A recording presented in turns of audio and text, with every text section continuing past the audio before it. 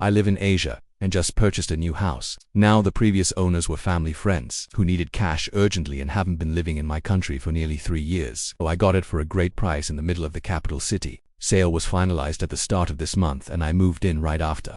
The house was definitely a fixer-upper, as the previous owners had left mid-renovation and the main door was locked with just a padlock, not even a door lock. The house had no gate, meaning anyone could just walk right on in. The first day I moved in, someone's bike was parked in the garage. I just parked it on the road on the same day I had a gate installed.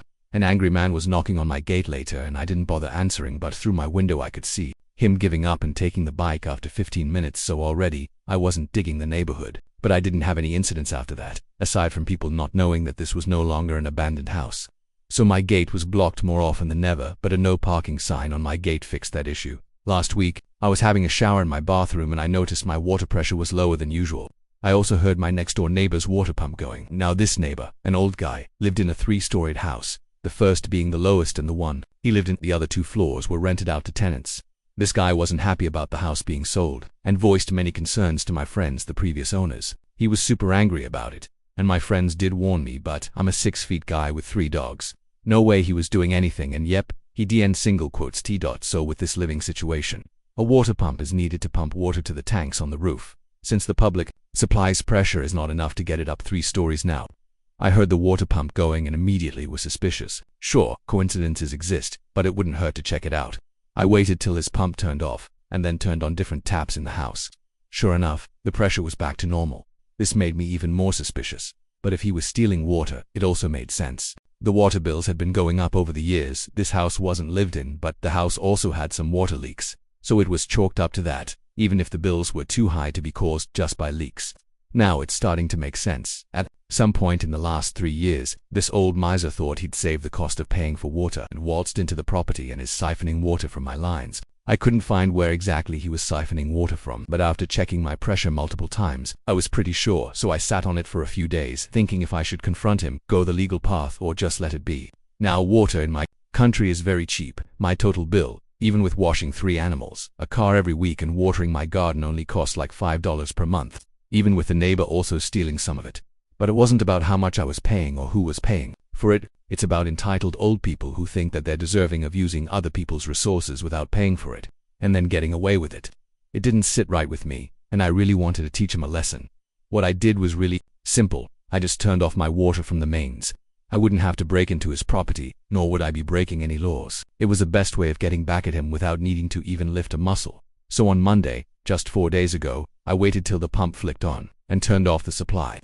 Now, the way household tanks work in my country is that there's a ball valve in the tank which detects the level of water and turns on the pump. If the level doesn't increase, the valve stays open, which electronically sends a signal to the pump to stay on until the level gets to a point at which the valve closes and also shuts off the pump. However, the level wasn't increasing, and anyone knows that starving a pump of water isn't a good idea. This way, my expectation was that I'd burn out his pump and cause issues with his tenants. What I didn't account for is that his pump running constantly would mess up the fuses by constantly drawing power overnight and absolutely destroy his wiring. If he decided to upgrade his household wiring to a more modern standard, this would have been prevented. This house clearly still had 90s era wiring. At around 3 a.m., I heard all residents in the house waking up and talking in hushed voices about why just their house in the neighborhood doesn't have power or water. I found out about the power part because the tenants devolved into shouting at their landlord. Our tenant protection laws are very important, and power and water are classed as essential even on a state level. Cutting those services are grounds for lawsuits, unless due to weather or some other unavoidable reason. In this case, the landlord is responsible for keeping the house wiring up to date and in good condition, alongside the supply of water.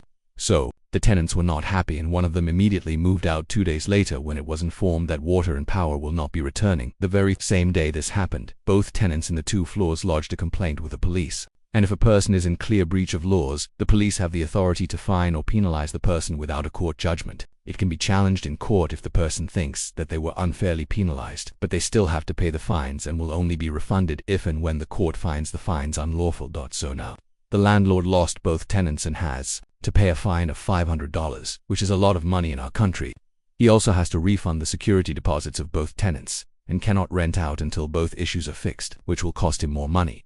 As of right now, he's moving out on Sunday to his daughter's place since he cannot afford to live alone. The tenants were his only source of income, and he's a retired mechanic, so he has no other income. He did find out why the motor kept drawing power, overloaded the wiring and burned out. He came by to my gate and asked me if I turned off my water, and I said, oh yeah, my tank had a new leak on a pipe and I turned it off till the next day until the plumber came by to fix the issue, y'all. The look on his face, he kept a straight one, but I just knew he was holding back. He just said, oh okay, and went back inside.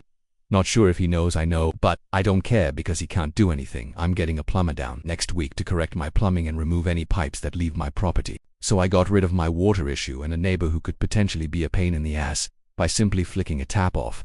Two birds, one stone, I'd say. TLDR, bought an abandoned house. Neighbor was siphoning water from my supply. Turned off my water supply when the motor was running.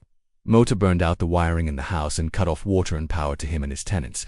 Tenants lodged police complaints and the landlord got fined, is now destitute and forced to move in with his daughter.